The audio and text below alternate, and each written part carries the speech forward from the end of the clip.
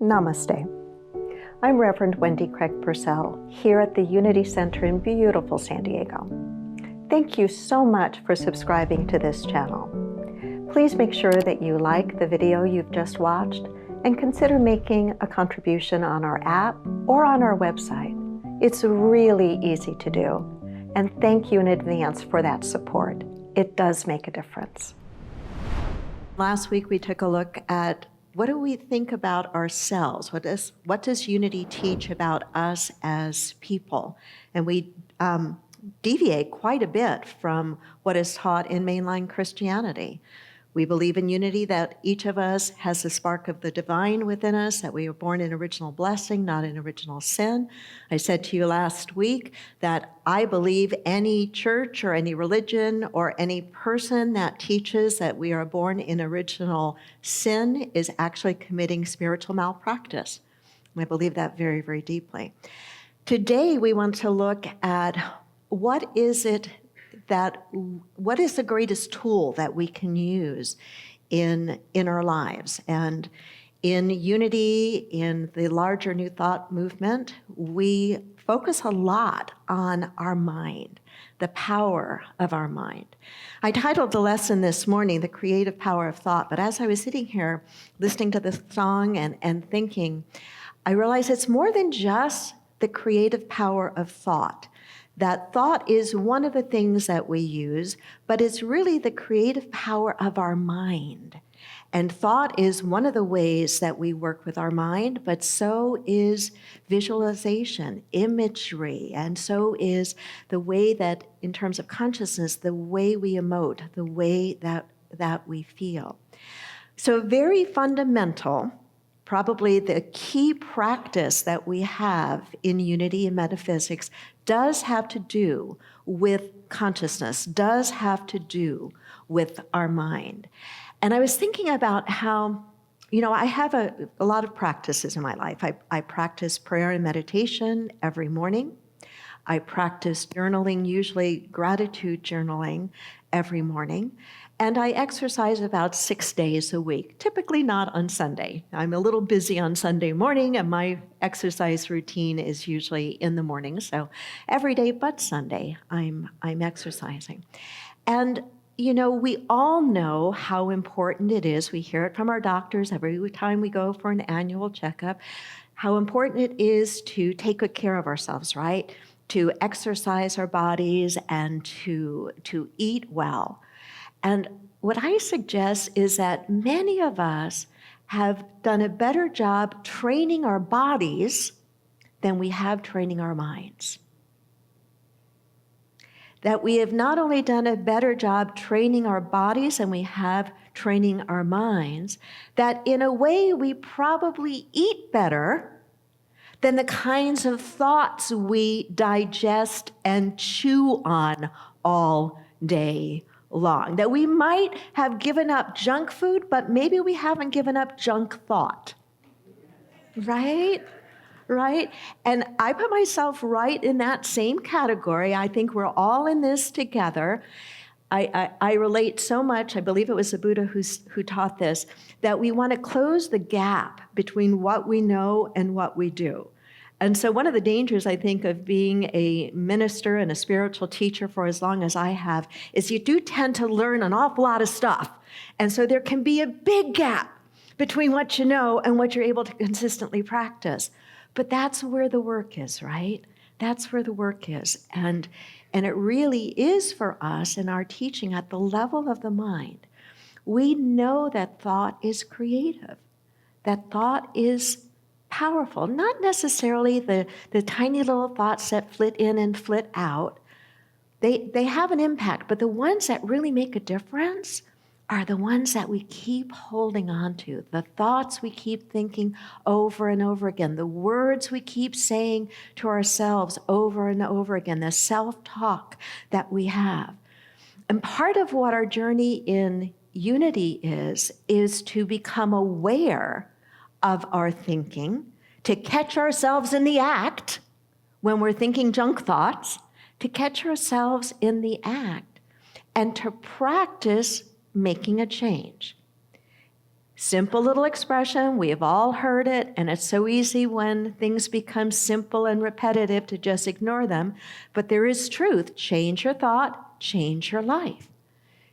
Change what we are focusing on, change what the stories that we keep repeating to ourselves again and again and again. And as we make the changes, as we lift our thoughts higher, if you will, to the vibration of spirit, to the vibration of the one mind, to the vibration of God, whatever you want to call that higher dimension, as we lift our thinking and we think in a higher way, in a different way, we begin to find ourselves moving in that direction. Thought is formative. Thought shapes. It shapes what we say yes to. It shapes what we say no to. It shapes what we move toward, and it shapes what we move away from. Albert Hubbard, the philosopher, lived from 1856 to 1915. And he said, man is not what he thinks he is, but what he thinks he is. Punctuation matters. Man is not what he thinks he is, comma, but what he thinks, comma, he is. And he certainly wasn't the first to say that, right? That's one of the things about spiritual principles or spiritual truths. We can say, oh, the Filmers taught this, or Jesus taught this, or the Buddha taught this, and yes, they probably all did. But it goes way further back than that. All thought is formative. Say that with me. All thought is formative. All thought is formative. So what does that mean then? If we look at our lives and we look and we feel like, gosh, I really don't like what my life is looking like right now, I think we can do a number on ourselves, and I think that number that we can do on ourselves is to shame ourselves or to feel guilty or to berate ourselves, or, and that's not particularly helpful, or we can look and say, okay, yeah, there are things out here I'm not liking about my life, conditions in my life, relationships in my life, the way I spend my time, the way I'm living, that I don't like. What we do, though, when we see honestly what it is that we're not satisfied with, is we step back and we ask ourselves, well, what would be the mental equivalent of what I would prefer? What would be the mental equivalent of what I would prefer? Pretty sure it was Emmett Fox who wrote this great little pamphlet, The Golden Key. And the Golden Key was all about this idea that when you have a problem or things aren't working, that the Golden Key is to withdraw your attention from it and focus on what it is that you want to see, what it is that you want to attract. I know if you've been in metaphysics for any length of time, I know you know this. So do I. But let me ask you, are you applying it as consistently in your life as you could? And I believe that if we're honest with ourselves, we'll always say, you know, I could apply it a little more consistently over here than I have been. Where is it that you are meant to do your work? Where is it that you are meant, where is it that I am meant to do my more deliberate work with my mind? It is in those areas of my life that I'm not satisfied with. It's to look with kind eyes at those parts of my life. Maybe it's my finances, maybe it's my health, maybe it's my relationships. And say, wait a minute, if that's where I'm not satisfied, that's where I want to begin to change my mental framework. You know, when an artist who works in clay creates a sculpture, they begin first with a metal framework of what it is that they want to create. And then they start to apply the clay or the plaster to that metal framework. That's very much like our thinking. Our predominant thinking, the way that our mind usually works on a consistent basis, is what is creating that metal framework. That's where we want to really dig in and do the work. That's where we want to change the framework. Jesus taught these ideas. He didn't necessarily use exactly the same words that we might use today. He said, "Be it done to you as you have believed. Be it done to you as you have believed. According to your faith, be it done unto you." He's using the word faith. He's using the word belief. We've been using the word thought, the practice of thinking. And I was thinking about the link between thinking and faith. That really, and I had an aha moment when I was thinking about this just the other day, that one of the ways we build our faith is thought by thought. Our faith becomes stronger by the thoughts that we think, certain kind of thoughts that we think, just like our worry becomes stronger by the kinds of thoughts we think, the junk thoughts, if we go back to what I said earlier. And the truth of the matter is that there's no one but you that can train or retrain your mind. There's no one but you thinking your thoughts. Now that can either be really encouraging or really frustrating. And maybe sometimes it's some of both. Nobody's inside your head thinking your thoughts, doing the self-talk, but you. And the same is true for me. The same is true for me. We build our faith by the thoughts that we think, with repetition, with consistency. And through that, we are either opening the doors to new possibilities or we are shutting the doors to possibilities. Elsie Robinson said, "Things may happen around you and things may happen to you, but the only things that really count are the things that happen in you." The things that happen in you. And what is it that's usually happening in you? It's the thoughts we're thinking, right?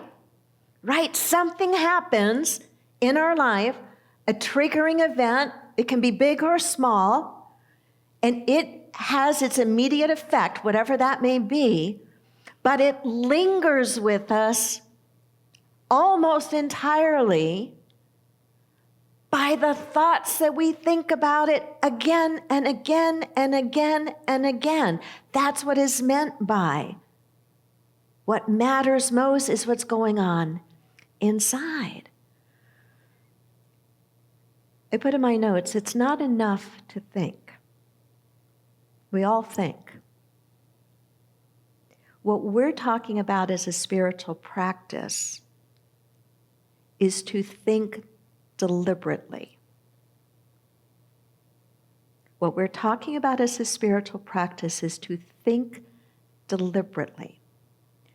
So if I were to say to you, identify an area of your life that you are dissatisfied with, and then I were to say to you, your assignment is to write down how you would need to practice thinking deliberately to change that, whatever that is.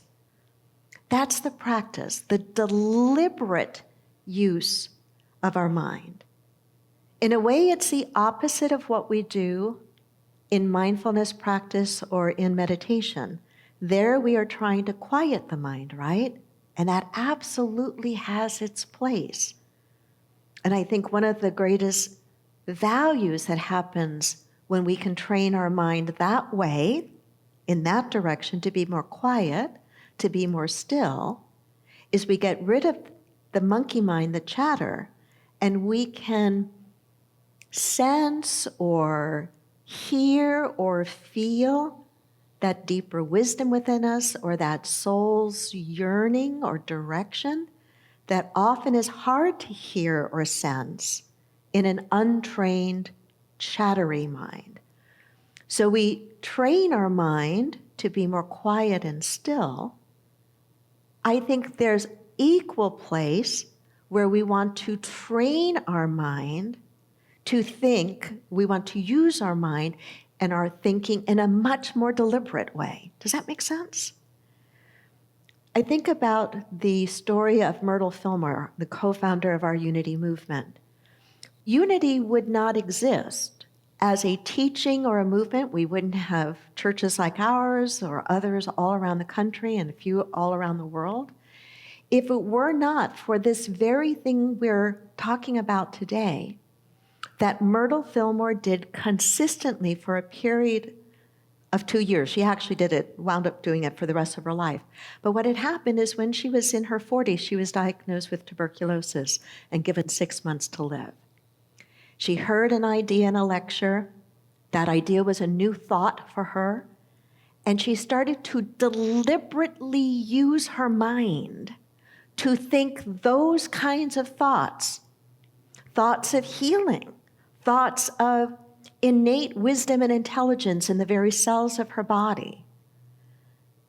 It was a deliberate, consistent use of her mind in a different way than she had been using it before.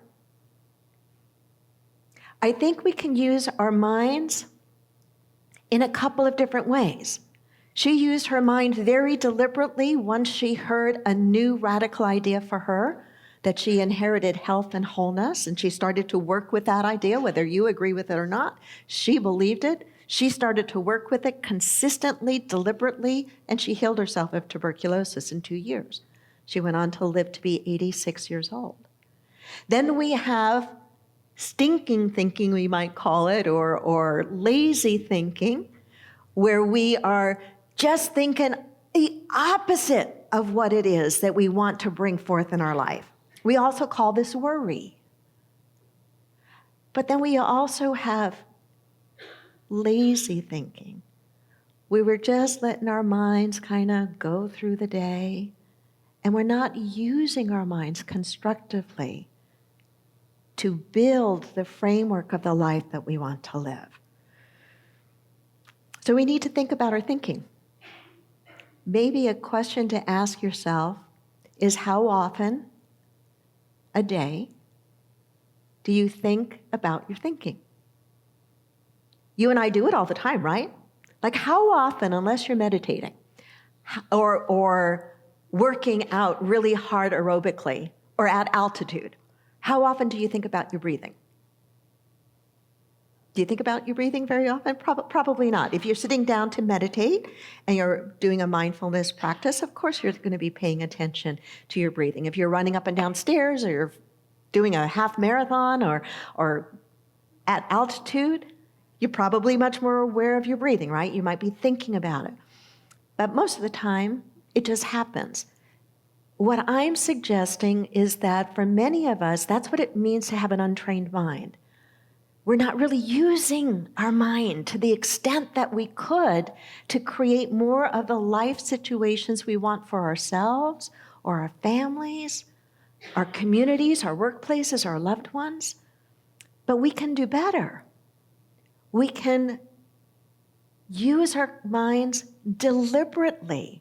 What is it when you think of the framework of your life? What is it that you want that to be? Here's a piece from our book, Adventures on the Quest. 60,000 thoughts a day.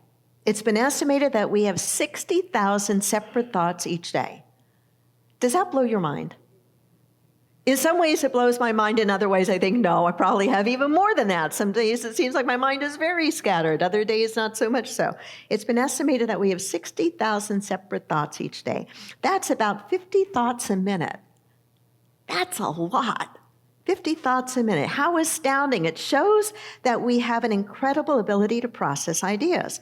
Yet, what's even more astounding is the fact that about 99% of today's thoughts are the same as yesterday's. No wonder it's so difficult for us to change our lives. I think there's a lot of truth to that. Even if the numbers aren't quite perfect, and I don't know how somebody comes up with a number like you think 60,000 thoughts a day. I just know that I think a lot of thoughts every day, and I bet you do too. And if I'm gut-wrenching honest with myself, too many of them are the same thoughts and the same things I've been saying to myself yesterday and the day before and the day before and the day before. How do I change that? First, by being aware of it. And then what I've been saying over and over to you and to me, think deliberately. Think deliberately. So what might that look like in a practical way?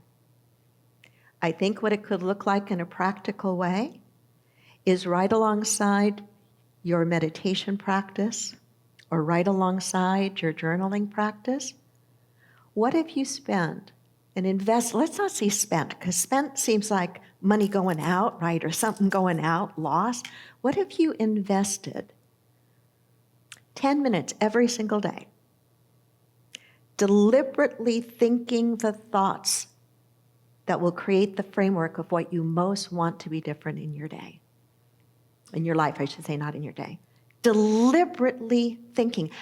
I'll tell you this, if you actually try it, 10 minutes will seem like an awfully long period of time.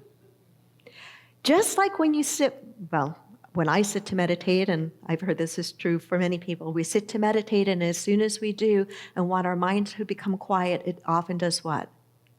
Just the opposite, right? Just the opposite. In a way, this exercise of spending 10 minutes deliberately thinking along a certain line will feel like a big chunk of time, and you'll probably find your mind jumping in all different directions because, again, we tend to have trained bodies, but untrained minds. So I want to really leave you with the suggestion to practice not just what we practice in meditation, which is stilling the mind. That's a deliberate practice, a deliberate use of the mind, this tool that we have called our mind. But I'd like to suggest that right alongside that, you bring into your life the deliberate practice of using your mind toward a specific something that you want to see different in your life. Though these are simple words, they really are true. We do change our lives when we change our thinking. We do change our lives when we change our thinking. Our thinking is formative. Our thinking shapes the quality of our life. Our thinking moves us either toward or away from opportunity. Our thinking either opens the doors or closes the doors to opportunity. And there's no one but you thinking your thoughts. There's no one but me thinking my thoughts. It's the ultimate place of mastery, really, for each and every one of us, to train the mind.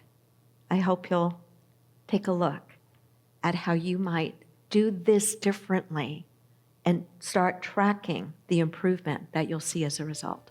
Namaste.